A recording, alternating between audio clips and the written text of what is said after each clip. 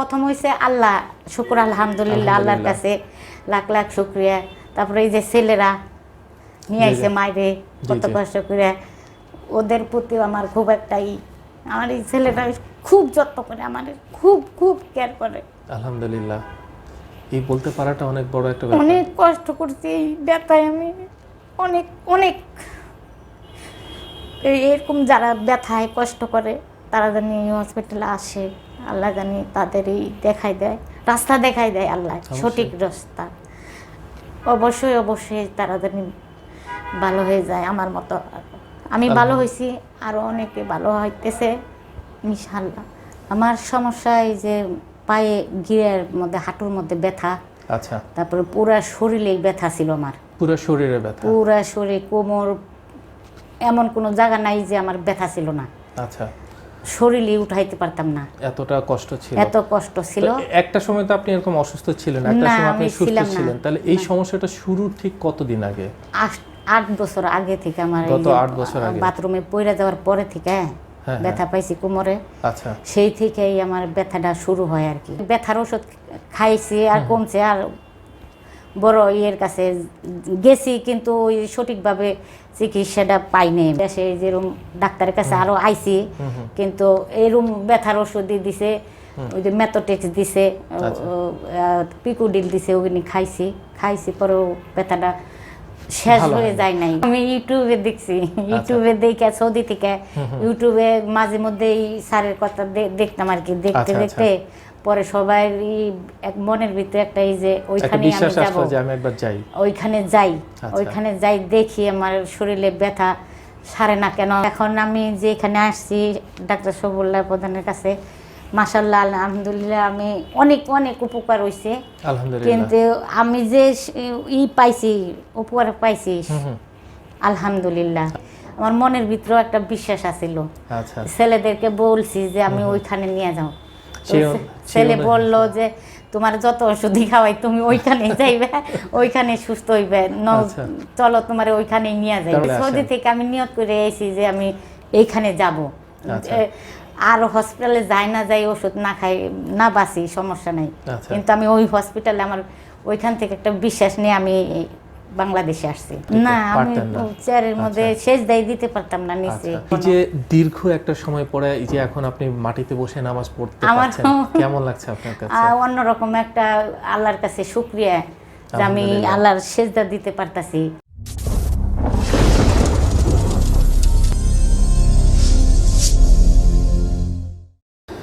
আসসালামু আলাইকুম দর্শক, আশা করি সবাই ভালো আছেন এবং সুস্থ আছেন। মেডিকেল বিডির পক্ষ থেকে আপনাদের সকলকে স্বাগতম। দর্শক, আমাদের আজকের যিনি পেশেন্ট নাম হচ্ছে নাসরিন আক্তার, বয়সটা খুবই কম, মাত্র 45 বছর। দীর্ঘ একটা সময় উনি PLID এই সমস্যাটা উনি ভুগছিলেন। পাশাপাশি ওনার অস্টিও আর্থ্রাইটিস গ্রো করেছিল ওনার 2 হাঁটুতে, যেটার কারণে ওনার হাঁটতে প্রচণ্ড রকম সমস্যা হতো এবং ওনার কোমরে প্রচণ্ড রকম ব্যথা হতো, যেটার কারণে ওনার স্বাভাবিক যে কার্যক্রম বা দৈনন্দিন যে কাজগুলো উনি করতেন বা ওনার যে জীবন ব্যবস্থা ছিল সেটা পুরোটাই একরকম স্থবির হয়ে গিয়েছিল। কী হয়েছিল ওনার সাথে, আসুন দর্শক আজকে একটু পুরো বিষয়টা প্রথম থেকে শেষ পর্যন্ত আমরা একটু ওনার কাছ থেকে জানি, এবং এখানে আজকে ওনার ছেলেও আছেন, আমরা ওনার কাছ থেকে এই বিষয়টা আমরা একটু জানবো। মা, আসসালামু আলাইকুম। ওয়ালাইকুম সালাম রাহমাতুল্লাহি ওয়া বারাকাতুহু। মা, আজকে কেমন আছেন আপনি? অনেক আলহামদুলিল্লাহ, অনেক ভালো আছেন? আলহামদুলিল্লাহ। আপনার কথাই বলে দিচ্ছে যে আপনি আজকে কতটা সুস্থ আছেন এবং কতটা ভালো আছেন। মা, আমাদের দর্শকদের জন্য কি একটু বলবেন যে ঠিক আপনার কি সমস্যা নিয়ে আপনি ডক্টর মোহাম্মদ শফিউল্লাহ প্রধান স্যারের কাছে এসেছিলেন? সমস্যাটা কি ছিল মূলত? আমার সমস্যা এই যে পায়ে গিরের মধ্যে, হাঁটুর মধ্যে ব্যথা। আচ্ছা। তারপরে পুরা শরীরেই ব্যথা ছিল আমার, পুরো শরীরে ব্যথা? পুরা শরীর, কোমর, এমন কোনো জায়গা নাই যে আমার ব্যথা ছিল না। আচ্ছা। শরীরই উঠাইতে পারতাম না, এতটা কষ্ট ছিল? এত কষ্ট ছিল। একটা সময় তো আপনি এরকম অসুস্থ ছিলেন, একটা সময় আপনি সুস্থ ছিলেন, তাহলে এই সমস্যাটা শুরু ঠিক কতদিন আগে? 8 বছর আগে থেকে আমার, গত 8 বছর আগে বাথরুমে পড়ে যাওয়ার পরে থেকে ব্যথা পাইছি কোমরে। আচ্ছা। সেই থেকেই আমার ব্যথাটা শুরু হয় আর কি। প্রথম শুরু হয়? এর আগে আপনি সম্পূর্ণ সুস্থ ছিলেন, স্বাভাবিক সব কাজকর্ম করতেন? সংসারে সব যাবতীয় কাজকর্ম সব করতে পারছি। পুরো সংসারকে আপনি নিজেই আগলে রাখতেন। তো যখন পড়ে গেলেন পড়ে যাওয়ার পরে যখন কোমরে ব্যথা হলো, কোনো ফ্র্যাকচার বা কিছু হয়েছিল, কোনো এক্সরে বা কিছু করেছিলেন তখন? করছিলাম কিন্তু ওইটা ওই যে ব্যথার ওষুধ খাইছি আর কমছে, আর বড় ইয়ের কাছে গেছি কিন্তু ওই সঠিকভাবে চিকিৎসাটা পাইনি আমি। তার মানে যখন আপনার এক্সরে করা হচ্ছে সেখানে কোনো কিছু ধরা পড়েনি? ধরা পড়ে নাই। এবং ডক্টর আপনাকে কিছু ওষুধ দিয়েছেন, সাজেস্ট করেছেন, সেই ওষুধগুলো আপনি খাইছি। আচ্ছা, খাওয়ার পরে ব্যথা কি কমে যেত কিছুটা নাকি? ওই যে টাইমে খাইতাম ওষুধটা ওই টাইমে আবার ফিরে ব্যথাটা চলে আসতো। মানে ওষুধের প্রভাবটা শেষ হয়ে গেল, আবার সেই কোমরে ব্যথাটা শুরু হতো। আচ্ছা, তো এইভাবে দীর্ঘমেয়াদীভাবে যখন কোথায় কোথায় গিয়েছেন যদি আমাদের সাথে একটু শেয়ার করেন? আমি তো বাইরে ছিলাম। কোন দেশে ছিলেন? সৌদিতে। আচ্ছা, সৌদি এখনো আরবে আছি, ছিলেন। বর্তমানে এখনো আছি আর কি, ছুটিতে আসছি বাংলাদেশে। ছুটিতে আসছেন। সৌদি আরবে কোথায় আছেন? রিয়াদে। রিয়াদে। কত বছর থেকে ওখানে? এখন আমি 27 বছর, স্বামী স্ত্রী সবাই ফ্যামিলি সহ। গত 27 বছর যাবত আপনি সৌদি আরবে আছেন, এই মাশাআল্লাহ। ছেলেরা ওইখানে বড় হয়েছে। আচ্ছা আচ্ছা, তো তাহলে দীর্ঘ একটা সময় জীবনের সৌদি আরবে প্রবাসে কাটিয়েছেন। তো যখন তার মানে এই ট্রিটমেন্টটা কি সৌদি আরবে হয়েছিল? হয়েছিল, ওই যে ব্যথার ওষুধ খাইছি, এমনি ভর্তি ছিলাম না, এই ব্যথার ওষুধ খাইয়ে খাইয়ে আমি এটা দমন রাখছিলাম যে চিকিৎসা করুম দেশে গিয়া, দেশে যেরকম ডাক্তারের কাছে আরো আইছি, কিন্তু এরকম ব্যথার ওষুধই দিছে, ওই যে মেথোটেক্স দিছে, পিকুডিল দিছে, ওগুলি খাইছি পরেও ব্যথাটা শেষ হয়ে যায় নাই। আচ্ছা, তো কোমর ব্যথা আপনার যখন ছিল, হাঁটু ব্যথাটা কতদিন পরে শুরু হয়েছে? ওই যে আস্তে আস্তে শরীরের সমস্ত জায়গায় জয়েন্টে ব্যথাগুলি আসছে। আচ্ছা, তো যখন আপনি দেখা যাচ্ছে পুরো সংসারটাকে যখন আপনি আগলে রাখতেন, সংসারের সব কিছু আপনি করতেন, তো যখন কোমর ব্যথা শুরু হয়, মানে সর্বোচ্চটা কি হতো? যে হয়তো আপনি আর বিছানা থেকে উঠতে পারতেছেন, এরকম কখনো হয়েছে যে প্রচন্ড রকম ব্যথা আর উঠতে পারতেছেন না? আমি ওই যে এই যে দেশে আসতে পরে ওরকম হয়েছে যে উঠা পারতেছি না, কিন্তু সৌদি আরবে ওই যে ব্যথার ওষুধ খেয়ে ওটা চাপাই রাখছি আর কি। এবং এর মাঝখানে আপনি দেশে এসেছেন, দেশে আসার পরে বিভিন্ন ডক্টর দেখিয়েছেন, কখনো কোনো ডক্টর কি আপনাকে বলেছে যে আপনার যে পিএলআইডি সমস্যাটা, এটা কখনো কোনো ডক্টর বলেছিলেন আপনাকে এর আগে? বলে নাই আমার যে এরকম হইব আর কি। আচ্ছা, ব্যথার ওষুধ ওই যে ওষুধগুলি দিছে গেছেন, তারা আপনাকে দেখেছেন, কিছু ওষুধ লিখে দিয়েছেন, ওষুধগুলো খেয়েছেন, কিন্তু সেটা প্রতিকার আপনি কখনো পাননি না। আচ্ছা, তো যখন এটা তীব্র আকার ধারণ করলো, আমরা জানি যে আপনি ডক্টর মোহাম্মদ শফিউল্লাহ প্রধান স্যারের কাছে এসেছেন এবং স্যারের আন্ডারে আপনি ভর্তি ছিলেন, তো স্যারের বিষয়ে জানতে পারলেন কিভাবে? আমি ইউটিউবে দেখছি, ইউটিউবে দেখে সৌদি থেকে ইউটিউবে মাঝে মধ্যেই স্যারের কথা দেখতাম আর কি, দেখতে দেখতে পরে সবাই এক মনের ভিতরে একটা এই যে ওইখানে আমি যাব, আমি একবার যাই, ওইখানে যাই দেখি আমার শরীরে ব্যথা সারে না কেন, দেখবো আর কি ওইখানে যাই। দীর্ঘ একটা সময়, তো গত 8 বছর ধরে আসলে ব্যথাটা সহ্য করাটা অনেক কষ্টের একটা ব্যাপার। অনেক কষ্ট না জীবনে, আমরা একদিন দুই দিন হয়তো ব্যথা সহ্য করতে পারি, কিন্তু 8 বছর আসলে জীবন থেকে, মানে এই 8 বছরে আসলে বলতে গেলে নাই, কারণ ব্যথা নিয়ে বেঁচে থাকাটা আসলে না থাকার মতো একটা অবস্থা। অনেক কষ্ট হয়েছে, এটা তো বলার মতো না। কিন্তু এখন আমি যে এখানে আসছি ডাক্তার শফিউল্লাহ প্রধানের কাছে, মাশাআল্লাহ আলহামদুলিল্লাহ, আমি অনেক উপকার হয়েছে আলহামদুলিল্লাহ। কিন্তু আমি যে পাইছি, উপকার পাইছি আলহামদুলিল্লাহ। আচ্ছা মা, যখন স্যারের কাছে প্রথম এসেছেন, প্রথম দিন, তো স্যার আপনাকে দেখে কি বলেছিলেন? ওই যে বলছে 1 মাস ভর্তি থাকার জন্য, 1 মাস ভর্তি থাকার কথা বলেছিলেন।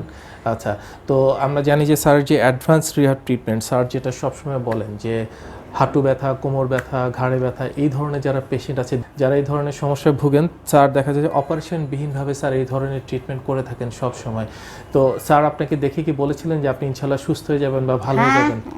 স্যারেও বলছে, আমার মনের ভিতরে একটা বিশ্বাস আছিল। আচ্ছা, ছেলেদেরকে বলছি যে আমি ওইখানে নিয়ে যাও, ছেলে বলল যে তোমার যত ওষুধই খাওয়াই তুমি ওইখানে যাইবে, ওইখানে সুস্থ হইবে, চলো তোমার ওইখানে নিয়ে যাই। তার মানে আপনি একরকম জোর করেই আপনার মনের বিশ্বাস থেকে আপনি স্যারের কাছে চলে আসেন? সৌদি থেকে আমি নিয়ত করে এসেছি যে আমি এইখানে যাব, আর হসপিটালে যাই ওষুধ না খাই না বাঁচি সমস্যা নাই, কিন্তু আমি ওই হসপিটালে আমার ওইখান থেকে একটা বিশ্বাস নিয়ে আমি বাংলাদেশে আসছি। আচ্ছা, তো আগে যখন আপনার এই কোমর ব্যথা এবং হাঁটু ব্যথা ছিল, আপনি কি বসে নামাজ পড়তে পারতেন? না, আমি চেয়ারের মধ্যে সেজদাই দিতে পারতাম না নিচে। এখন আমরা জানি যে আপনি গত কয়েকদিন আপনি কিন্তু মাটিতে বসে নামাজ পড়েছেন। হ্যাঁ হ্যাঁ, নামাজ পড়তেছে এই এখন। যে দীর্ঘ একটা সময় পরে এই যে এখন আপনি মাটিতে বসে নামাজ পড়তে আমার পারছেন, কেমন লাগছে আপনার কাছে? অন্যরকম একটা আল্লাহর কাছে শুকরিয়া যে আমি আলহামদুলিল্লাহ। আল্লাহর সেজদা দিতে পারতাছি, আল্লাহর মাটিতে আমরা এখন সিজদা দিতে পারছি, দিতে এটা অনেক পারতাছি বড় আর একটা কি। ব্যাপার। অনেক আমার মনের ভিতরে অনেক একটা কষ্ট ছিল, সেটা আজকে নেমে দূর হয়ে গেছে আর দূর কি। হয়ে গেছে। হ্যাঁ। তো এই যে দীর্ঘ একটা পথ পরিক্রমা, দীর্ঘ একটা কষ্টের একটা সময় এই যে পাড়ি দিয়েছেন, দেখা যাচ্ছে সংসারে কাজ করতে পারতেন না, হয়তো সন্তানদেরকে কিছু একটা করে দিতে চাচ্ছেন, সেটা করতে পারছেন না ব্যথার জন্য, অনেক কিছুই করতে ইচ্ছা করে কিন্তু করতে পারেননি, হয়তো অনেক চোখের পানি পড়েছে। ওরে কষ্ট নাকি, কষ্ট, অনেক কষ্ট বাবা, অনেক কষ্ট। নিভৃতে অনেক কান্না করেছেন, বাট এই যে একটা কষ্ট, সেই কষ্ট থেকে এই যে আজকে দীর্ঘ এতটা সময় পর আজকে মুক্ত স্বাধীন হয়ে আজকে আপনার বাসায় ফিরে যাচ্ছেন, আপনি আপনার সেই চিরচেনা জগতে ফিরে যাচ্ছেন, বাট সম্পূর্ণ সুস্থ হয়ে কেমন লাগছে? ছেলেরা প্রথম হইছে আল্লাহ শুকর, আলহামদুলিল্লাহ, আল্লাহর কাছে লাখ লাখ শুকরিয়া। তারপরে এই যে ছেলেরা নিয়ে আইছে মাইরে কত কষ্ট করে, ওদের প্রতি আমার খুব একটাই, আমার এই ছেলেটা খুব যত্ন করে, আমার খুব খুব কেয়ার করে। আলহামদুলিল্লাহ, এই বলতে পারাটা অনেক বড় একটা ব্যাপার। অনেক কষ্ট করছি এই ব্যথায় আমি, অনেক অনেক। এরকম যারা ব্যথায় কষ্ট করে তারা জানি হসপিটালে আসে, আল্লাহ জানি তাদের এই দেখাই দেয়, রাস্তা দেখাই দেয় আল্লাহ, সঠিক রাস্তা। অবশ্যই অবশ্যই তারা জানি ভালো হয়ে যায় আমার মতো। আমি ভালো হয়েছি, আরো অনেকে ভালো হইতেছে ইনশাআল্লাহ। আলহামদুলিল্লাহ, আলহামদুলিল্লাহ। দর্শক, আমাদের এই মায়ের চোখের পানি, এই যে আজকে যে চোখের পানি উনি ফেলছেন, গত 8 বছর থেকে কিন্তু উনি ফেলেছেন, সেটা ছিল অনেক কষ্টের। ভালো হবেন কি হবেন না একটা কনফিউশন ছিল সব সময়। পাশাপাশি ওনার ছেলে, ওনার পরিবারের অন্যান্য সদস্য যারা ছিল সবসময় ওনার পাশে ছিলেন, ওনাকে সবসময় সাহস দিয়েছেন, চেষ্টা করেছেন যখন যেখানে পেরেছেন ওনার চিকিৎসা করার জন্য। বাট আমাদের মা কিন্তু কখনো হাল ছেড়ে দেননি, ওনার পরিবারের সদস্যরা হাল ছেড়ে দেননি। এই যে আজকে এই যে দীর্ঘ একটা সময় পরে যে আজকে আনন্দের অশ্রু ফেলছেন, এটা কিন্তু আপনার একটা সফলতার।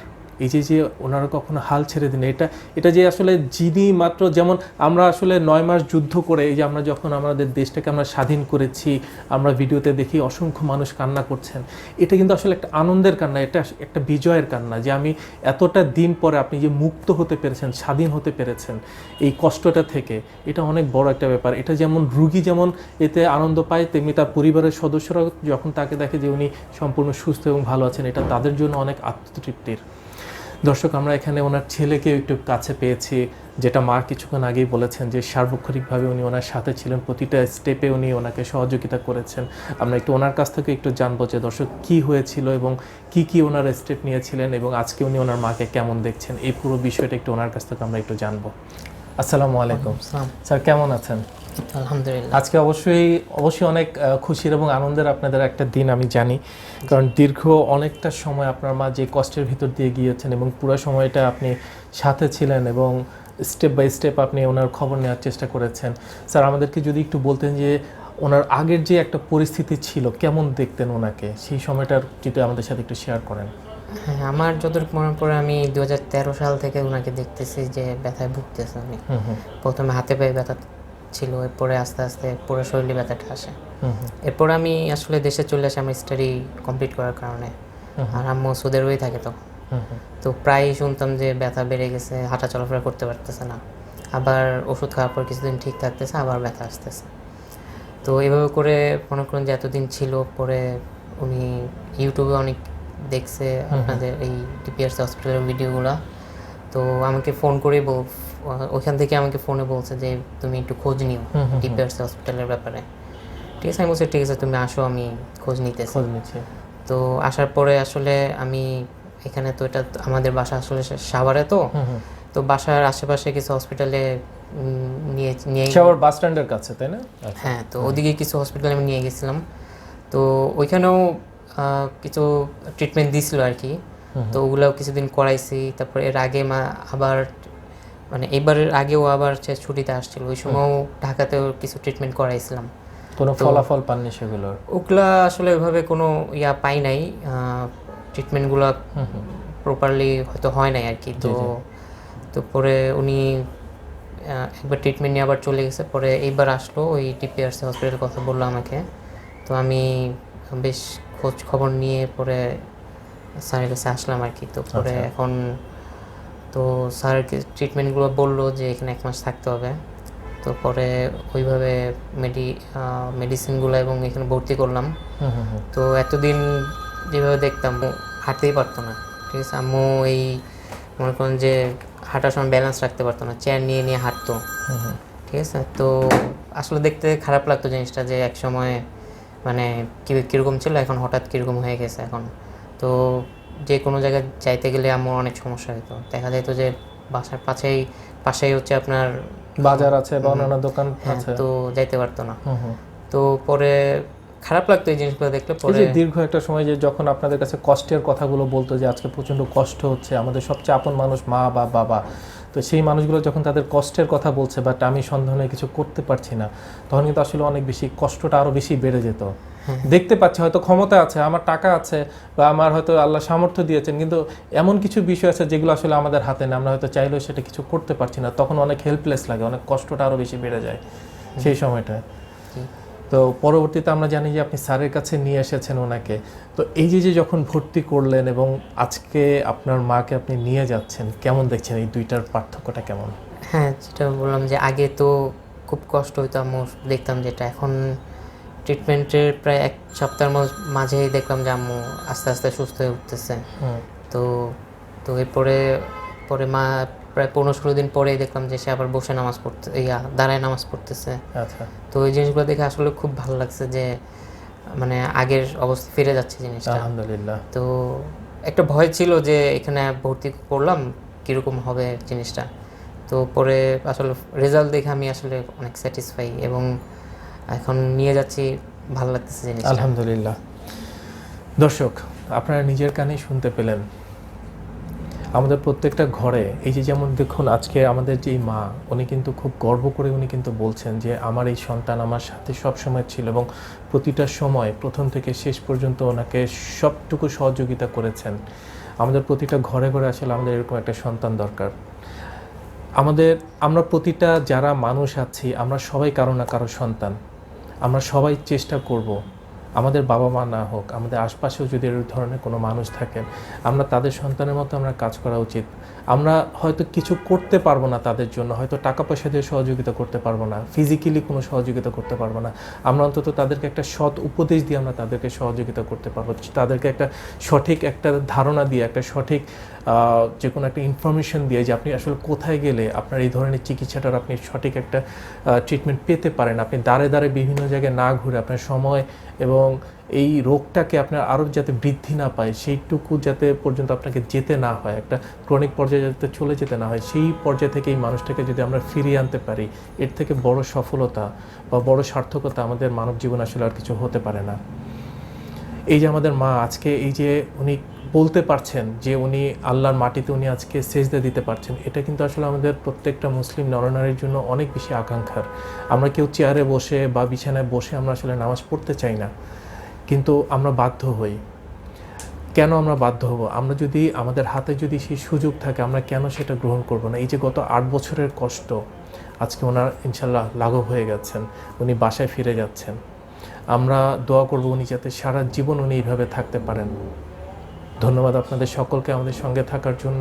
আসসালামু আলাইকুম। আপনাদেরকে অসংখ্য ধন্যবাদ। আসসালামু আলাইকুম। আপনাকেও ধন্যবাদ।